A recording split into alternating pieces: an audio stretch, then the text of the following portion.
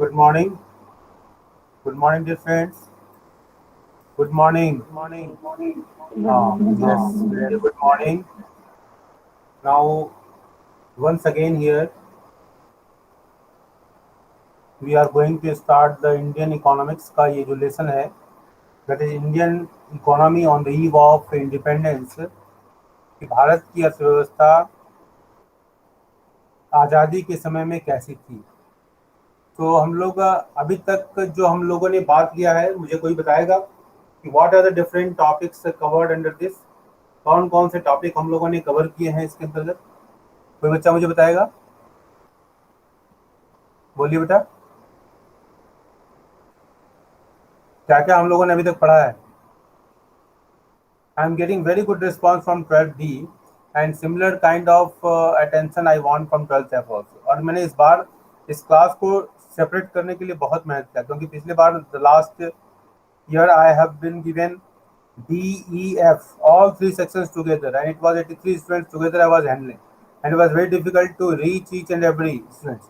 And 12th F students, you have a great opportunity that you you have a very small class, 14 size only, and 14 का मतलब समझ तो the teacher has lot of time to reach each and every one.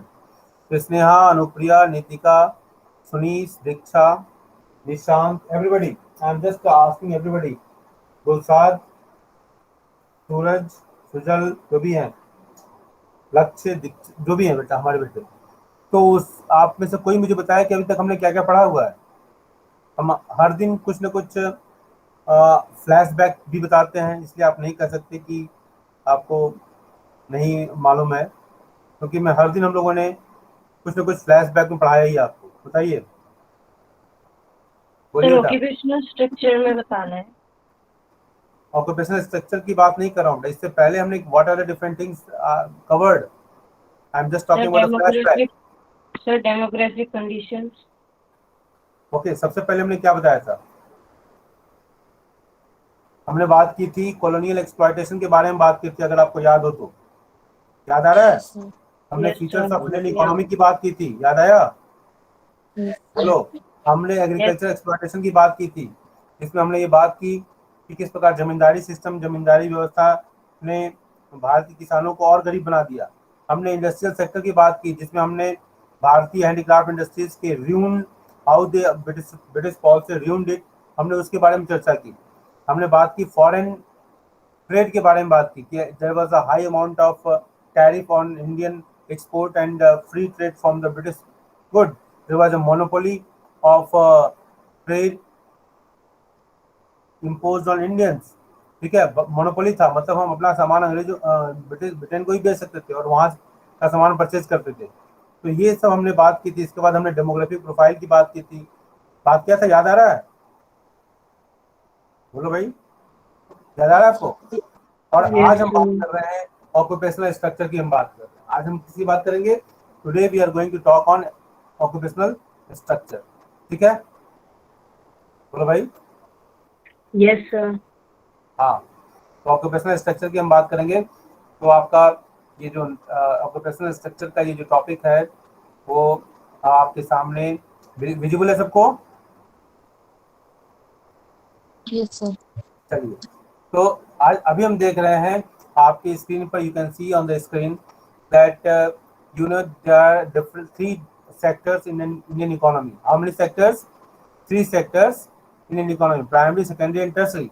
और उसको हमने एक pie chart से, ये हमारे पास जो डाटा है परसेंटेज फॉर्म में है, और 1951 का ये डेटा है हमारे पास सामने है। तो आप देख सकते हैं इस पाई डायग्राम में 72.7% people they are depend on which sector? Primary sector. ठीक है, और प्राइमरी सेक्टर के अंतर्गत भी बहुत सारे एलाइड एक्टिविटीज हैं, उसको हम अभी आगे के स्लाइड्स में देखेंगे। फिर next is secondary sector 10.1%, which reflects very small amount of population engaged in the secondary sector, and tertiary sector 17.2। मेरे पॉइंट, तो ये हमारा ये डेटाज आपके लिए बहुत ही इम्पोर्टेंट है अगर आप मार्क्स गेन करना चाहते हैं, और specially at the time of viva ये सब क्वेश्चन पूछे जाते हैं। ठीक है, now you see the primary sector को हमने यहाँ स्प्लिट किया है, मतलब जो 7% है, 72.7% का जो स्प्लिट अप है उसको हमने स्प्लिट किया है। यहाँ मिस्टेक 6 लिखा हुआ है, उसको 72.7 आप समझेंगे। तो 50% एग्रीकल्चर में, 19.7 एग्रीकल्चर लेबर और 2.4 फॉरेस्ट्री प्लांटेशन, ठीक है, इन सब चीज़ों में लगे हुए थे। और माइनिंग में 0.6%। तो अभी भी ये दिखाई देता है, हमको समझ में आता है। पहली बात तो आपको उसका डेटा याद रखना है। दूसरी बात, इससे हम जो आउटकम निकालते हैं वो ये निकालते हैं कि किस प्रकार एग्रीकल्चर सेक्टर में, डायरेक्ट एग्रीकल्चर एक्टिविटीज में high concentration of population was, ठीक है। नेक्स्ट है सेकेंडरी सेक्टर, जिसमें small and large scale 9% and building construction में 1.1%, ठीक है। और हम आगे इसके बारे में बताएं कि इसके आउटकम्स क्या हैं, ये व्हाट एक्चुअली दिस डेटा से।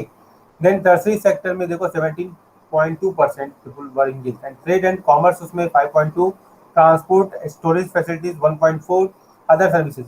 ट्रांसपोर्ट एंड स्टोरेज फैसिलिटीज से, स्पेशली स्टोरेज फैसिलिटीज से मुझे किसान आंदोलन की याद आ गई, जिसमें अभी गवर्नमेंट ने जो बिल लगाया है उसको प्राइवेट सेक्टर को भी एंट्री देने की बात हो रही है।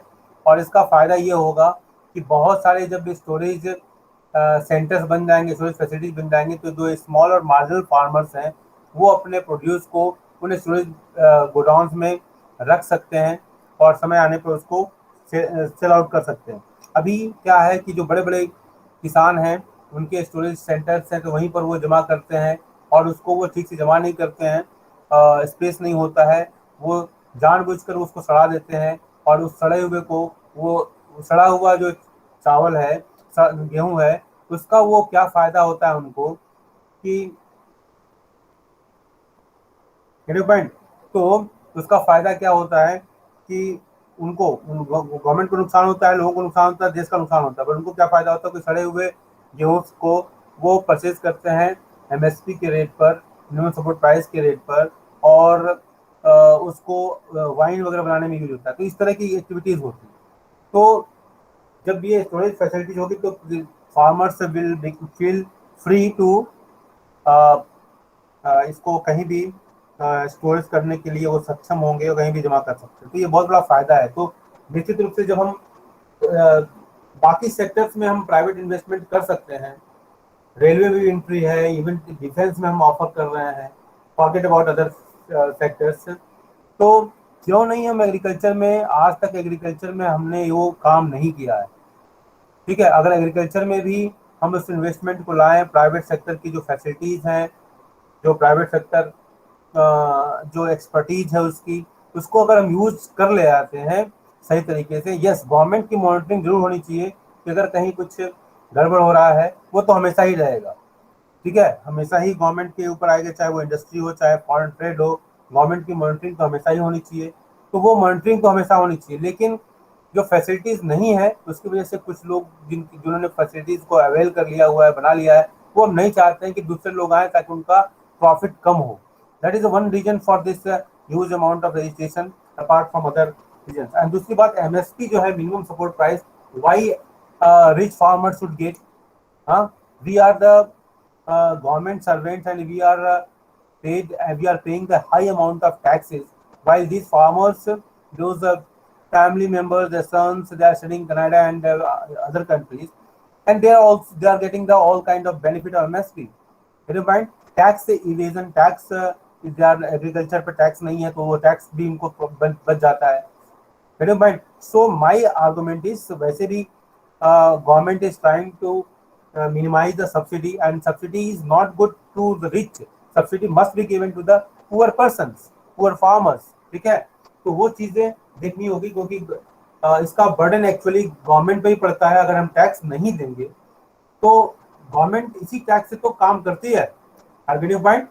तो ये जो ट्रांसपोर्ट और स्टोरेज फैसिलिटीज मेरे दिमाग में है, तो वहां से मैं यहाँ पर थोड़ा सा आपको प्रेजेंट से रिलेट करने का प्रयास किया इस कॉन्सेप्ट को समझने के लिए, कि अगर अंग्रेजों ने इन सब चीजों पर खर्च किया होता तो ग्रेन सड़े नहीं होते, ग्रेन की शॉर्टेज नहीं होती, और जो ड्रॉट की कंडीशंस में वो पीपुल तक उनकी रीच होती, और वो जो लोग भुखमरी से मरे, हाँ, उन सब चीजों से लोग लाइफ कैन बी सेव। जिसे अभी देखो कोरोना काल है और कोरोना में तो सब लॉकडाउन है, हाँ, अगर ऐसे समय में गवर्नमेंट ने जो बड़े मास लेवल पर पीडीएस सिस्टम के द्वारा गरीबों को फ्री राशन, उनके जनधन अकाउंट के माध्यम से उनके अकाउंट में पैसा भेजना, अगर ये सारी चीजें अगर नहीं पहले से हुई होती तो आज के डेट में तो सिविल वॉर की स्थिति हो जाती ना बेटा।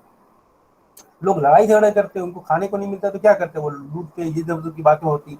जैसे कि साउथ कॉन्टिनेंट में इस तरह की कुछ घटनाएं घटी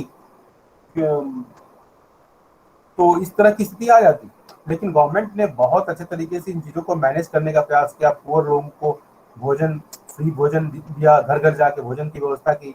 तो यूनियन गवर्नमेंट का जो इसमें पीडीएस सिस्टम का में जो योगदान है वो marvellous and technically you can say, or you can say administratively you can say the well managed system was there, otherwise स्थिति और भी खतरनाक होती। चलिए, तो हम आते हैं की ऑब्जर्वेशंस क्या था कि हमने जो हमने देखा, जो डेटाज देखे उससे क्या निकल कर आता है। देखो अपने आपके सामने जो डेटाज हैं, देखो ये जो डेटाज हैं तो इनसे क्या निकल कर आता है उसी को हम कहते हैं की ऑब्जर्वेशन। तो हमारा ऑब्जर्वेशन क्या निकल के हमने जो लिखने का प्रयास किया है, agriculture principal source of occupation, मतलब ज्यादा से ज्यादा लोग जो है एग्रीकल्चर सेक्टर में लगे हुए थे अपने लाइवलीहुड के लिए। तो ऑक्यूपेशन का मतलब होता है कि ऑक्यूपेशनल स्ट्रक्चर का मतलब होता है distribution of population into different sector, primary, secondary और टर्शियरी सेक्टर। ठीक है, जिनको नेटवर्क की समस्या हो रही होगी, मैं ये रिकॉर्डिंग इसीलिए करता हूँ बेटा ताकि उन बच्चों को भी फायदा हो जो क्लास में किसी कारण से नहीं आ पाते हैं। और मैं एक बार आपको फिर से एडवाइस करूंगा, if you are missing the class due to any reason you must inform your subject teacher in advance. ये आपकी रिस्पॉन्सिबिलिटी होनी चाहिए कि आप पहले से इन्फॉर्म करें, otherwise you will be treated, बुखार भी होगा, कुछ भी होगा, you will treated absent only. मेरे भाई, और जब मास अवार्ड किया आता है तो प्रिंसिपल, टीचर से सब मिलके बहुत कुछ सोचते हैं कि how to do justice with the good students. समझ रहे हो? तो ये इस बात का आप ध्यान रखिए आप कि जो बच्चे पंक्चुअल होते हैं दे मस्ट बी रिवार्डेड। ठीक है, जो बच्चे टाइमली सबमिशन करते हैं they must be rewarded, and we have taken care of this aspects also while doing lot of activities for this year. Okay, so agriculture sector पर जो है वो ऑक्यूपेशनल का जो बोझ था, जो इंगेजमेंट था लोगों का, वो एग्रीकल्चर में ज्यादा दिखाई देता है, जैसा कि आपने डेटा से देखा। Okay, is it clear dear? Okay, yes sir. हाँ, नेक्स्ट है हमारा दूसरा, एग्रीकल्चर के बाद इंडस्ट्री। इंडस्ट्री तो में लोग तो लगे हुए थे, लेकिन 10 पॉइंट का जो परसेंटेज है वो बहुत ही कम है। अगर हम विश्व के, वर्ल्ड के हम ऑक्यूपेशनल स्ट्रक्चर को देखें तो जैसे भारत में अभी 50% के आसपास, 64% पॉपुलेशन जो इंगेज है एग्रीकल्चर में। तो अगर जापान को देखें तो 12% के आसपास पॉपुलेशन है, अमेरिका को देखें तो 2 to 4% के आसपास पॉपुलेशन है, ऑस्ट्रेलिया। तो ये वर्ल्ड का जो स्ट्रक्चर है ऑक्यूपेशन का, वो बताता है कि जैसे जैसे डेवलपमेंट होता है पॉपुलेशन का जो ऑक्यूपेशनल स्ट्रक्चर है वो चेंज होता है। It move from primary sector to secondary sector and to tertiary sector. Point, तो ये इसका माइग्रेशन होता है ऑक्यूपेशनल स्ट्रक्चर का। पॉइंट, तो ये स्ट्रक्चर को देख के ही कोई कह सकता है कि India is what kind of country. It is not a developed country, it is a developing and backward countries के कैटेगरी में आती है। Backward countries word is now not used, पहले यूज होता था, अब इसको हम डेवलपिंग कंट्री के नाम से ही जानते हैं। India is a developing country because the occupational structure itself indicates this phenomena. जो हम फीचर्स देखते हैं, वर्ल्ड वाइड फीचर्स देखते हैं, तो उसके आधार पर हम कर सकते हैं। ये हमारा बताता है, दूसरी स्टोरी क्या बताती है, अनबैलेंस ग्रोथ। एक होता है बैलेंस ग्रोथ, जैसे एक बच्चा है क्लास 1 to क्लास 12 में आ गया, लेकिन जब उसको बोला जाता है कि स्टेज पर 2 लाइन बोलो बेटा, तो वो नहीं बोल पाता। It is not a balance growth. जब उसको कहा था कुछ लिखने के लिए तो स्पेलिंग, रेलवे की स्पेलिंग नहीं लिख पा रहा है, एरोप्लेन की स्पेलिंग नहीं लिख पा रहा है, तो it is not a growth, ये डेवलपमेंट नहीं है। बट सिमिलरली जब हम इकोनॉमी के ग्रोथ की बात करते हैं तो इकोनॉमी के जो सेक्टर्स हैं, प्राइमरी, सेकेंडरी, टर्शियरी, और उनके अंदर जो अलग अलग स्ट्रक्चर्स हैं, अलग अलग एक्टिविटीज हैं। जैसे प्राइमरी में अगर कहें तो प्राइमरी में तो केवल एग्रीकल्चर तो है नहीं, एग्रीकल्चर अलाइड एक्टिविटीज है। आज अगर हम बात करते हैं तो एग्रीकल्चर में डाइवर्सिफिकेशन बहुत हुआ है, फ्लोरिकल्चर, हॉर्टिकल्चर, टिश्यू कल्चर, ये तमाम तरह के जो अलग अलग डाइवर्सिफिकेशन हुए हैं एग्रीकल्चर के, एग्रीकल्चर एलाइड एक्टिविटीज के। तो इन सारे एक्टिविटीज को, और इसी तरह इंडस्ट्री में देख लो, मैन्युफैक्चरिंग में बहुत सारी इंडस्ट्रीज हैं, शुगर केन से लेके कॉटन से लेके और बहुत सारी इंडस्ट्रीज हैं जिनमें ग्रोथ, कोई एक सेक्टर आगे बढ़ गया, मान लो कॉटन बहुत आगे बढ़ गया, सीमेंट पीछे छूट गया, सीमेंट आगे बढ़ गया तो कंस्ट्रक्शन का कुछ और पीछे छूट गया। तो ये it indicates that it is not a balance growth. Point. तो बैलेंस ग्रोथ होना बहुत जरूरी है, नहीं तो पता चला कि क्या होगा कि कोई सेक्टर बहुत डेवलप हो रहा है तो दूसरे सेक्टर से जनसंख्या का पलायन शुरू हो जाएगा, माइग्रेशन शुरू हो जाएगा, वो ओवर स्टॉपिंग कहीं हो जाएगी और कहीं पर क्या हो गया, अंडर स्टॉपिंग हो जाएगी। मतलब अभी एग्रीकल्चर का एग्जांपल लेते हैं अगर, तो एग्रीकल्चर अभी कोरोना काल को अगर छोड़ दें तो एग्रीकल्चर में प्रॉफिट कम होने की वजह से पॉपुलेशन का माइग्रेशन शहरी क्षेत्रों में होने लगा, अर्बन सेंटर्स में होने लगा, सिटी में पॉपुलेशन बढ़ गया क्योंकि जॉब की तलाश में लोग सिटी एरिया में आने लगे। तो क्या हुआ, एग्रीकल्चर में शॉर्टेज ऑफ लेबर हो गया, जिसकी वजह से एग्रीकल्चर के जो प्रोड्यूस थे उनका प्रोडक्शन कॉस्ट बढ़ गया। आर्गेटिव माइंड। तो ये कहीं ना कहीं अगर अनबैलेंस ग्रोथ हुआ तो इसका इम्पैक्ट कहीं ना कहीं इन्फ्लेशन ज्यादा दिखाई देने लगेगा और कहीं डिफ्लेशन दिखाई देगा। तो ये स्थिति हो जाएगी। ठीक है, इसके अलावा कहीं एम्प्लॉयमेंट, ओवर एम्प्लॉयमेंट होगा तो वहां भी एक्सप्लॉयटेशन होगा, कहीं अंडर एम्प्लॉयमेंट होगा। तो ये सब सारी चीजें हमको देखनी पड़ेगी। तो ये अनबैलेंस ग्रोथ था अंग्रेजों के काल में, क्योंकि उन्होंने ग्रोथ के लिए तो कोई काम ही नहीं किया। ठीक है, इसको हम आगे भी सप्लीमेंट करेंगे, अगला जो टॉपिक है हमारा उसको हम देखते हैं, उसमें हम इस चीज को और देखेंगे। Infrastructure on the eve of independence. ठीक है, इंफ्रास्ट्रक्चर का मतलब क्या होता है। पहली बात तो हम किसी भी टॉपिक को शुरू करने से पहले इसी बात पर विचार करते हैं कि what do you mean by infrastructure. सारे बच्चे ध्यान से सुन रहे हो बेटा, बोलिए बेटा। Yes Diksha, sir. Sneha, Yes, sir. Nishant, Nitika, Anupriya, Sujeet, Shubhankita, Sunis, सब लोग ध्यान सुन रहे हो, बोलो भाई। Yes, sir. हाँ तो Yes, sir. हाँ मैं क्लिक कर रहा हूँ तो ये आ नहीं रहा बच्चों का नाम। हाँ चलो कोई बात नहीं है, आ नहीं रहा सबका नाम, मैं बोलना चाहता हूँ। चलो, तो लक्ष्य तो एबसेंट है, दीक्षा हो गया, अनुराग भी एबसेंट है, सूरज समझ में आ रहा बेटा, सुनीस, सुजल, सुजल समझ में आ रहा बेटा, गुलसाद, नितिका शेरावत बेटा समझ में आ रहा है, बोलो भाई। Yes, चलो sir. ठीक है, तो हम आगे हम बढ़ते हैं, इंफ्रास्ट्रक्चर की बात करते हैं। Infrastructure is a backbone of the development of any country.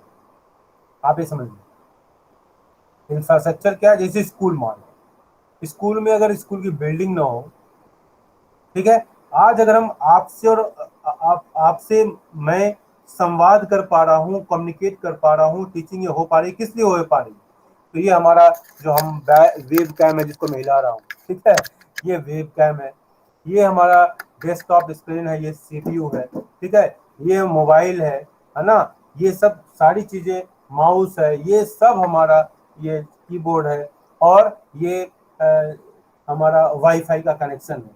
ये सब क्या है, इंफ्रास्ट्रक्चर है, जिसकी वजह से हम आपसे संवाद कर पा रहे हैं। ये जो इस पेंडेमिक में भी इस इन चीजों ने जोड़ा है, इन चीजों ने हमारे पढ़ाई में रुकावट नहीं लाई। अब जैसे जिन बच्चों के पास मोबाइल नहीं होगा, मान लो मैंने एक मैसेज किया था, 5वीं क्लास की लड़की, आपने पढ़ा होगा, उस पर डिटेल नहीं जाना चाहते हैं, ऐसे हजारों लाखों बच्चे जिनको बेसिक इंफ्रास्ट्रक्चर नहीं, उनको बेसिक फैसिलिटीज नहीं जिससे वो पढ़ पाए, उनका स्कूल छूट गया।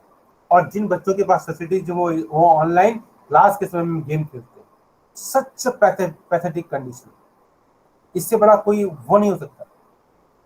हमारे यहाँ जो बच्चा आता है कूड़ा लेने के लिए हमारे फ्लैट में, मैं कभी कभी अपने बच्चों को बोलता हूँ, वो बच्चा मेरे लिए आदर्श है जो अपने फैमिली को सपोर्ट कर रहा है। आप सोच लो कितनी बड़ी बात है। मुझे उस बच्चे पर इतना, मैं उससे पूछता रहता हूँ, कुछ किताबें अच्छी बेटा, वो नहीं पढ़ता, अलग बात है, लेकिन मैं सोचता हूँ कि ये बच्चे उन हजारों बच्चों से बहुत अच्छे हैं जो सो कॉल्ड गुड फैमिलीज के बच्चे हैं, और जो इस ऑनलाइन के समय में भी अपने पेरेंट्स को चीट करते हैं। I hope that none of you are belong to that category. समझ रहे हो बेटा। कि इस पैंडेमिक में बहुत सारे लाखों बच्चे जिनका स्कूल छूट गया।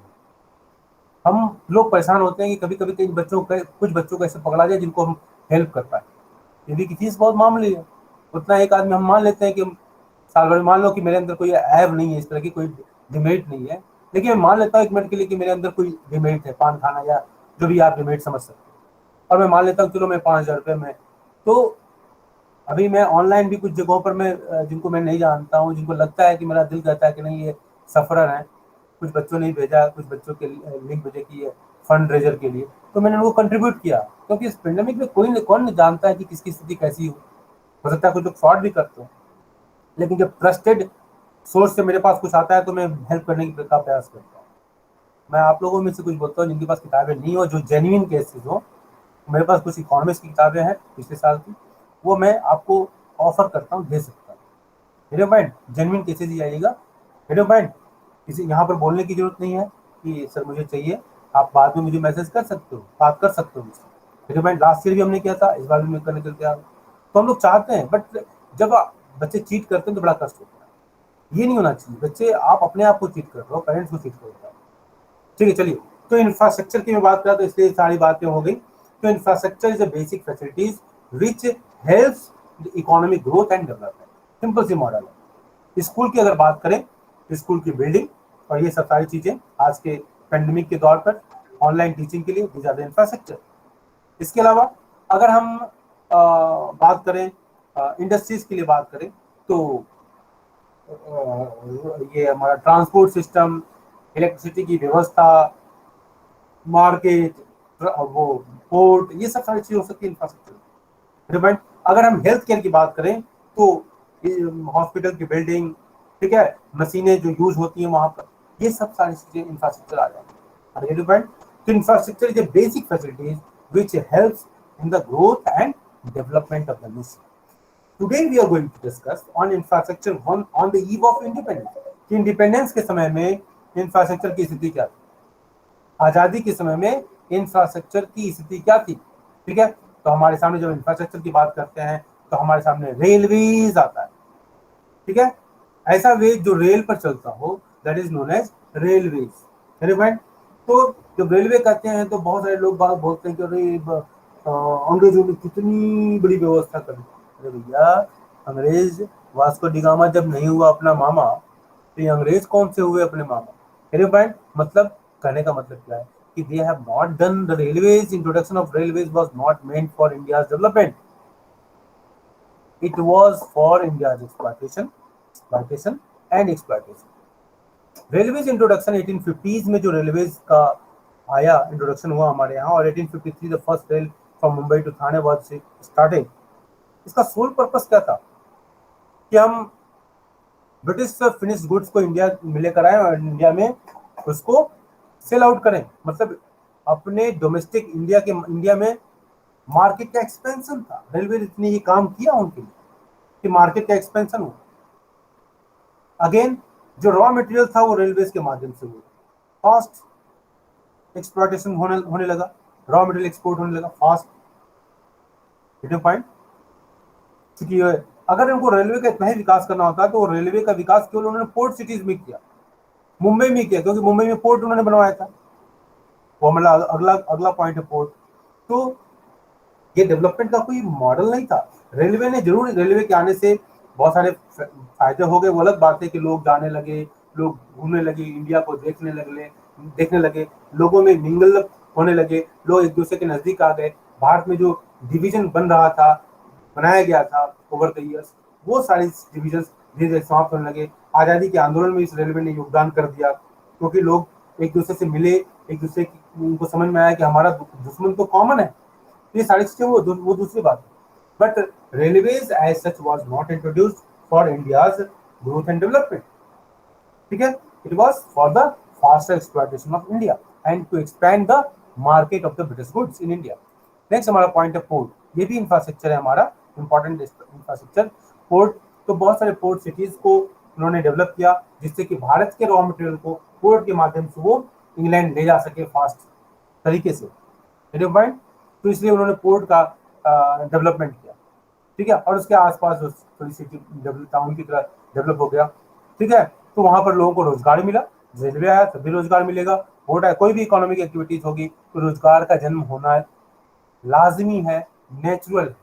जैसे आप कहीं पर स्कूल खोल दो, गांव में ट्राइबल एरिया में कहीं खोल दो स्कूल, तो क्या होगा, स्कूल खुलेगा, बच्चे जाएंगे पढ़ने के लिए, बच्चों के लिए कपड़े, स्कूल ड्रेस का आइटम, टेलरिंग की व्यवस्था होगी। स्कूल में अगर कैंटीन चलाना है तो कैंटीन वाला आ गया, वहाँ पर काम करने वाले, समोसा बनाने वाले आ गए, ठीक है। इसी तरह बच्चों को स्टेशनरी मटेरियल की जरूरत होगी, पेन, पेपर, कलम, किताब, कॉपी, इसकी जरूरत होगी, तो उसके लिए एक छोटी सी दुकान आ गई। फोटो स्टेट की जरूरत है तो फोटो स्टेट मशीन आ गई, मशीन वाले का सेल हुआ, फोटो स्टेट करने वाले को रोजगार मिल गया।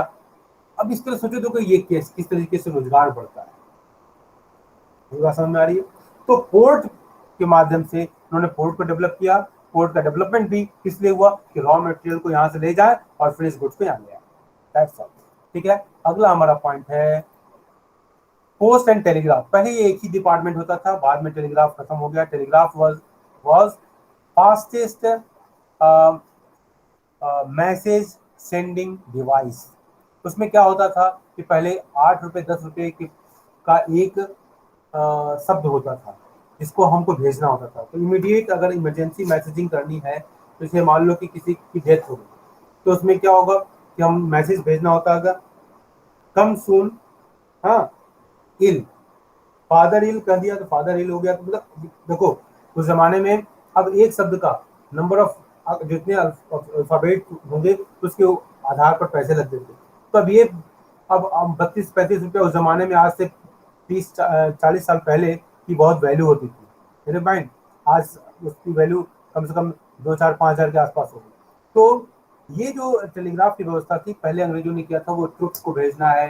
जैसे 1857 की क्रांति हो गई, अब उनको सब सप्रेस करना है कि झांसी में ट्रुप्स को भेजो, मेरे पॉइंट, सतारा में भेजो, संबलपुर में भेजो, ठीक है। तो इस तरीके से जो ना ये सर्विसेज थी उनकी, टेलीग्राफ सर्विस। यहाँ भी इसका भी इंट्रोडक्शन हुआ था तो अपने एडमिनिस्ट्रेटिव रीजन्स की वजह से हुआ था। पोस्ट सर्विस का भी उन्होंने जो इंट्रोडक्शन हुआ, जो डिटेल्ड मैसेज पॉलिसी के मैटर्स हैं उनको पहले से इंटीमेट करना है तो उसको कर लिया। हाँ, कम्युनिकेशन के लिए आज की तरह तो मोबाइल था ही नहीं, ईमेल तो था नहीं, है ना। आज को वीडियो कॉल भी हो गया, हम लोग बात कर लेते हैं, देखते हैं जो आजकल चल रहा है उसके माध्यम से जो टीचिंग हो रही है। तो पोस्ट एंड टेलीग्राफ की उन्होंने व्यवस्था की, लेकिन इसकी व्यवस्था भी उन्होंने अपने फायदे के लिए की। हाँ, ये अलग बात है, पोस्ट के लिए जो पीएस लगाने हैं, वायर को लगाना है, लेबर को जो कोई एम्प्लॉयमेंट मिला, टेलीग्राफ में भी इसी तरह। तो एम्प्लॉयमेंट जनरेशन होगा, कोई, मैंने पहले भी कहा, whenever you are doing some economic activities there will be employment generation, getting point। तो एम्प्लॉयमेंट जनरेशन हुआ, but these as such are not meant for India's development, okay। वो भारत के डेवलपमेंट के लिए नहीं हुआ, ये इसका ध्यान रखना। रोड इज अ स्मॉलेस्ट, आज के समय में road transport is a life line for any countries economic growth.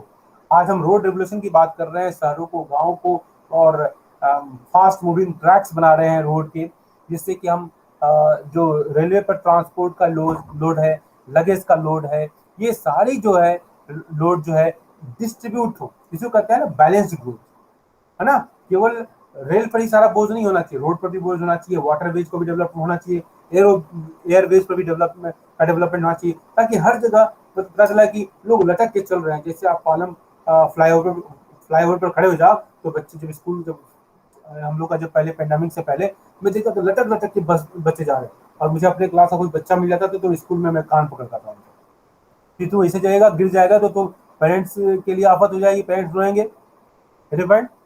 तो बच्चे तो एडोलेसेंट हैं जिनके पास थोड़ा सा समझ गए ना, ओके।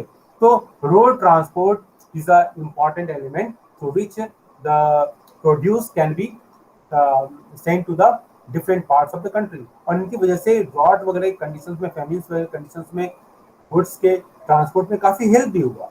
लेकिन इसका भी सोल पर्पस क्या था कि रॉ मटेरियल को ले जाएं और फिनिश गुड्स को भारत में डंप करें और सेल आउट करें।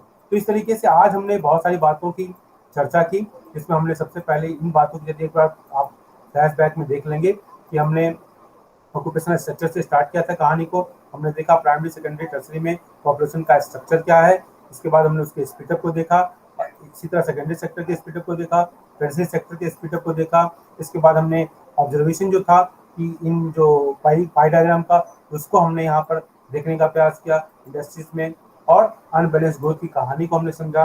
इंफ्रास्ट्रक्चर क्या होता है उसके बारे में हमने चर्चा की, इंफ्रास्ट्रक्चर में क्या क्या चीजें अंग्रेजों ने डेवलप किया उसकी हमने चर्चा की, और इसके जो ऑब्जेक्टिव थे उसके बारे में हम लोगों ने विचार किया। Are you getting point? बोलो भाई। Yes, sir. Yes, sir. कोई क्वेश्चन, कोई प्रश्न? बोलिए। अभिजीत अभी ज्वाइन कर रहे हो? ये सब गूगल क्लास में वो अटेंडेंस में वो दिखाता है बेटा कि कौन कितने देर क्लास में रहा, ये सब काम मत करो, ठीक है ना?